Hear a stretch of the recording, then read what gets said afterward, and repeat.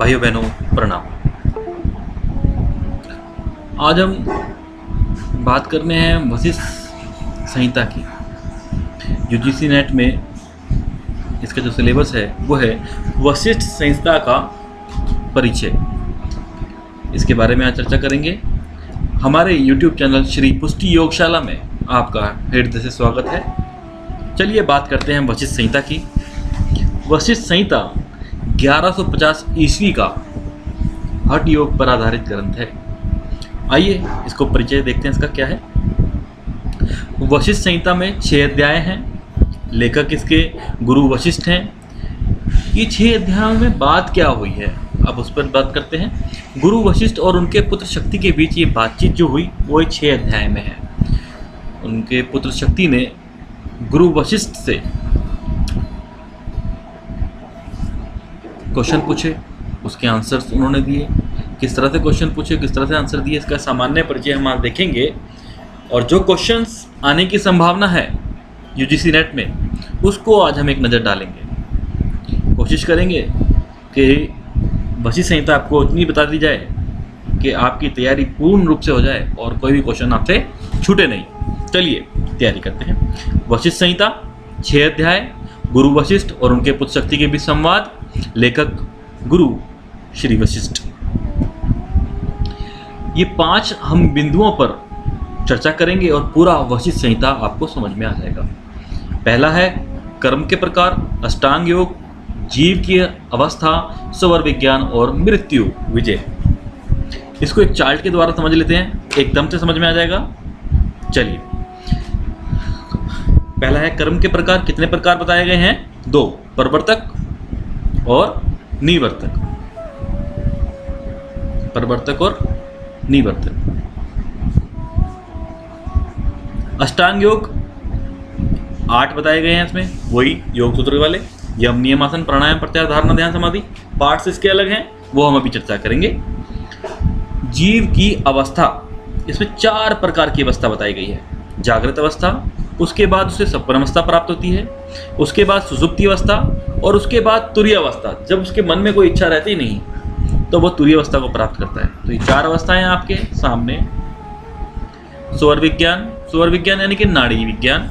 प्रमुख 3 नाड़ियों का वर्णन इसमें किया गया है। ईडा नाड़ी, पिंगला नाड़ी, सुषुम्ना नाड़ी। ईडा नाड़ी कौन सी होती है? लेफ्ट नोस्ट्रल यानी कि चंद्र नाड़ी। पिंगला नाड़ी सूर्य नाड़ी यानी कि राइट नोस्ट्रल। जब ये दोनों नाड़ी एक साथ चलती हैं तब सुषुम्ना नाड़ी चलती है, जो कि हमारे मध्य में होती है। मृत्यु विजय, ये क्या चीज़ है मृत्यु विजय? जब साधक जन्म मरण के बंधन से मुक्त हो जाता है तब वह मृत्यु पर विजय प्राप्त कर लेता है। फिर उसे दोबारा जन्म नहीं लेना पड़ता। दोबारा जन्म नहीं लेगा तो मृत्यु नहीं होगी। तो ये आपको समझ में आ गया होगा। ये 3 चीज़ें तो हम बस यहीं तक समझ लेंगे, है ना। जीव की अवस्था 4 अवस्था है, जागृत अवस्था, सपन अवस्था, सुषुप्ति अवस्था, तुरीय अवस्था। स्वर विज्ञान, ईडा, पिंगला, सुषुम्ना और मृत्यु विजय, ये हमने आपको बता दिया। ये जो 2 पॉइंट्स हैं हमारे, कर्म के प्रकार और अष्टांग योग, इनके पार्ट्स हैं। तो इसको हम आगे समझते हैं। ये चार्ट आप नोट डाउन कर लीजिएगा और उसको सिर्फ देखिएगा तो आपको वशिष्ठ संहिता पूर्ण रूप से याद आ जाएगी इस चार्ट को देखने से ही। चलिए, पहला पॉइंट हमारा कर्म के प्रकार। प्रवर्तक और निवर्तक 2 प्रकार बताए गए हैं। प्रवर्तक कौन सा है? मोक्ष मार्ग में बंधन देने वाला मार्ग कर्म। मोक्ष मार्ग में बंधन देने वाला कर्म जो है वो है प्रवर्तक। जैसे कि भोग विलास में डालने वाला ये कर्म होता है। निवर्तक कौन सा है? मोक्ष प्रदान करने वाला कर्म, अच्छे कर्म, साकाम कर्म जो मोक्ष की ओर ले जाएं, वो निवर्तक कर्म होते हैं। तो ये थी कर्म की बात। अब दूसरा है अष्टांग योग, इसको आप ढंग से समझिएगा। अष्टांग योग यम, नियम, आसन, प्राणायाम, प्रत्याहार, धारणा, ध्यान, समाधि। देखिए, महर्षि पतंजलि ने जो शुरू के 5 हैं इसको बहिरंग कहा, लेकिन गुरु वशिष्ठ ने इन 4 को, शुरू के 4 यम, नियम, आसन, प्राणायाम, इसको बहिरंग कहा। और बाकी के जो 4 हैं प्रत्याहार, धारणा, ध्यान, समाधि, इनको अंतरंग कहा। ये अंदर की सफाई करते हैं। प्रत्याहार भी अंदर की सफाई करता है, क्योंकि प्रत्याहार से विषयों से जो है वो मन हट जाता है और अंदर की ओर गति करता है, ऐसा गुरु वशिष्ठ कहते हैं। अब इसमें आगे देखते हैं यम। यम इसमें 10 बताए गए हैं। कौन से? अहिंसा, सत्य, अस्त्य, ब्रह्मचर्य, घृति। घृति क्या है?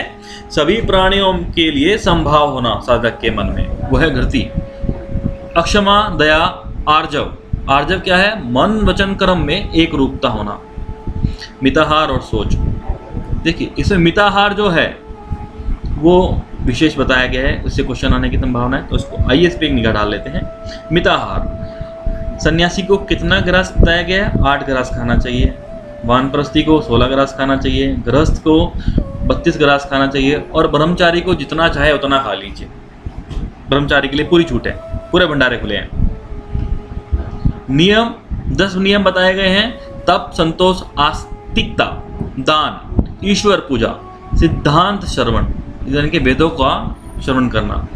लज्जा, मति क्या है? गुरु का बताया हुआ मार्ग। कहते हैं ना मति भ्रष्ट हो गई, यानी कि गुरु के बताए हुए मार्ग से वो पदभ्रष्ट हो गया। मति है गुरु का बताया हुआ मार्ग। जप और व्रत। इसमें जो जप है इसका विशेष उल्लेख किया गया है, तो उसको समझ लेते हैं, इससे क्वेश्चन आने की संभावना है। जप 3 प्रकार के बताए हैं। उच्च जप क्या होता है? जोर जोर से बोलकर जप करना।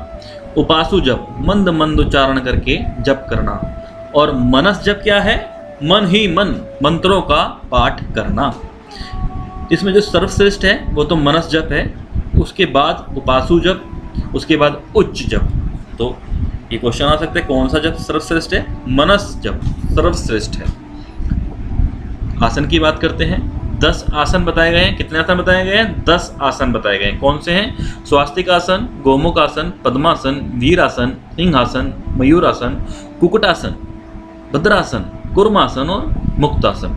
ये आसनों की बात हो गई। प्राणायाम इसमें सिर्फ एक ही बताया गया है, नाड़ी शुद्धि प्राणायाम। इसमें जो इसका रेशो दिया गया है पूरक, कुंभक, रेचक का, वो है 16, 64 और 32। ठीक है। प्राणायाम में ही शरीर की रचना बताई गई है, एक साधक की शरीर की रचना। इसमें क्या बताया गया कि 96 उंगल शरीर होना चाहिए साधक का। इसमें 32 अस्थियां होनी हैं, 72,000 नाड़ियाँ होती हैं और 18 मर्म स्थान होते हैं, 10 वायु होती हैं। मतलब कि 5 प्राणवायु और 5 उपवायु, ये 10 वायु बताया गया। इसमें इसका लाभ भी बताया गया है। प्राणायाम से नाद की उत्पत्ति होती है। तो ये 4 बहिरंग हो गए। अब अंतरंग की बात करते हैं। प्रत्याहार। प्रत्याहार क्या बताया गया इसमें? इंद्रियों को उनके विषयों से विमुख कर देना प्रत्याहार है। इंद्रियों को उनके विषयों से विमुख कर देना प्रत्याहार है। अब हम बात करते हैं धारणा की। 5 प्रकार की धारणा इसमें बताई गई है। कौन सी? जो कि 5 तत्व हैं, पृथ्वी, जल, तेज, वायु, आकाश। ठीक है। ये 5 प्रकार की धारणा, यानी कि इन सबको पृथ्वी, जल, तेज, वायु, आकाश को धारण करना धारणा कहलाता है। ध्यान 2 प्रकार के बताए गए हैं, सगुण ध्यान और निर्गुण ध्यान। निर्गुण ध्यान का विशेष महत्व बताया गया है। समाधि, आत्मा को आत्मा से लगाना ही समाधि है। ये 8 अंग हो गए। हमने 8 अंग की बात की थी। अब एक बार और फिर से नजर डाल लेते हैं जीव की अवस्था पर। 4 प्रकार की अवस्था है। सबसे पहले साधक को जागृत अवस्था प्राप्त होती है, उसके बाद स्वप्न अवस्था, फिर सुसुप्ति अवस्था और फिर तुरीय अवस्था। ये अवस्थाओं की बात हो गई। अब हम आपको ले जाते हैं यूजीसी नेट के जो क्वेश्चंस बनते हैं वशिष्ठ संहिता के ऊपर, वो किस प्रकार से बन सकते हैं, उनके आंसर क्या हैं, उस पर एक बार नज़र डाल लेते हैं। और वही हमारी समरी भी हो जाएगी। जो हमने आज इसको पढ़ा है वो क्या है, आप भी इसको अच्छे से समझिए, फिर क्वेश्चंस पे आइए ताकि आप आंसर दे सकें। चलिए, वशिष्ठ संहिता के प्रश्न उत्तर। पहला प्रश्न बनता है, वशिष्ठ संहिता के लेखक कौन है? नंबर 1 गुरु वशिष्ठ, स्वामी रामदेव, महर्षि वाल्मीकि या वेद व्यास जी। बताइए आंसर क्या है। इसका आंसर है गुरु वशिष्ठ। वशिष्ठ संहिता में कितने अध्याय हैं? नंबर 1 3 या 8 या 5 या 6? क्या कितने अध्याय हैं आप बताइए? 6 अध्याय हैं। वशिष्ठ संहिता किस काल का हठयोग ग्रंथ है? महाभारत काल का है क्या? 1155 ईस्वी का है क्या? 1155 ईस्वी का है? 1150 ईस्वी का है या वैदिक काल का है? तो इसका सही आंसर है 1150 ईस्वी का। अगला क्वेश्चन है, वशिष्ठ संहिता में किन के बीच में संवाद है? गुरु वशिष्ठ और उनके पुत्र शक्ति के बीच में है, या गुरु वशिष्ठ और श्री राम के बीच में है, या गुरु वशिष्ठ और उनके शिष्यों के बीच में है, या इनमें से कोई नहीं? आंसर बताइए। आंसर है इसका गुरु वशिष्ठ और उनके पुत्र शक्ति के बीच में संवाद। वशिष्ठ संहिता में कुल कितने कर्म बताए गए हैं? 2, 3, 4 या 1? कितने कर्म बताए गए हैं? कर्म बताए गए हैं दो। अब हम बात करते हैं वशिष्ठ संहिता में अष्टांग योग में कितने बहिरंग हैं। आपको मैंने बताया था बहिरंग और अंतरंग चार चार बांटे गए हैं, तो कितने बहिरंग हैं? 1 2 3 या 4? 4 हैं। ठीक है। वशिष्ठ संहिता में कितने यम और कितने नियम बताए गए हैं? 5, 8, 10 या 12? बताइए। इसका सही आंसर है 10। वशिष्ठ संहिता के अनुसार एक मिताहारी ब्रह्मचारी को कितना आहार लेना चाहिए? ये मैंने बताया था आपको भी। तो इसमें 8 ग्रास लेना चाहिए, 16 ग्रास लेना चाहिए, 32 ग्रास लेना चाहिए, या जितना मर्जी खा लेना चाहिए। तो एक ब्रह्मचारी को पूरी छूट होती है खाने की, वो जितना मर्जी खाए। ये क्वेश्चन भी आ सकता है। तो हम क्वेश्चन नंबर 9 पे पहुंच गए हैं। वशिष्ठ संहिता के अनुसार कौन से जप का विशेष महत्व है? जब हमने आपसे जप की बात की थी तो उसमें उच्च जप बताया था, जोर जोर से बोलना, उपासु जप मन मन गति से बोलना, और मनस जप यानी कि मन ही मन जप करना, या इनमें से कोई नहीं। इसका आंसर क्या है? विशेष महत्व जो दिया गया है वो मनस जप को दिया गया है। वशिष्ठ संहिता में कितने आसनों का वर्णन है? 5 का है, या 32 का है, या 16 का है, या 10 का है? इसका सही आंसर है 10। ठीक है, 10 ही यम है, 10 नियम है, 10 ही आसन है। ध्यान रखिएगा, 10 का ही आंकड़ा चल रहा है इसमें। वशिष्ठ संहिता में कितने प्राणायाम बताए गए हैं? 2 प्राणायाम, 3, 4, 1? 4 बताए गए हैं ना? नहीं, 1 बताया गया है। बीच बीच में आपको चेक करना जरूरी है ना। वशिष्ठ संहिता में किस अंतरंग का वर्णन है? यम अंतरंग है, प्राणायाम, आसन, या प्रत्याहार? कौन सा अंतरंग है? तो इसमें सही आंसर बनता है प्रत्याहार। प्रत्याहार, धारणा, ध्यान, समाधि, ये चारों के चारों अंतरंग हैं। ठीक है। वशिष्ठ संहिता में ध्यान के कितने प्रकार बताए गए हैं? 2, 3, 4 या 1? ध्यान के 2 प्रकार बताए गए हैं। वशिष्ठ संहिता में जीव की कितनी अवस्थाएं बताई गई हैं? 3, 5, 4, 6? क्या आंसर है? आपका समय नष्ट नहीं करेंगे, आंसर सीधा बताएंगे। 4 आंसर है। तो भाइयों बहनों, ये था वशिष्ठ संहिता। हमने इसी वीडियो में प्रश्न उत्तर भी आपको बता दिए। अगर आपको हमारा चैनल सब्सक्राइब करना है तो सब्सक्राइब कर लीजिए। इससे आपको फ़ायदा ये होगा कि हम जो भी वीडियो अब अगली डालेंगे उसका नोटिफिकेशन सबसे पहले आपके पास आएगा। आपको तैयारी करने में सुविधा होगी। आप अच्छे से तैयारी कीजिए। नेट JRF की, MA योगा की, हम आपके साथ हैं। आपको तैयारी कराते रहेंगे। धन्यवाद।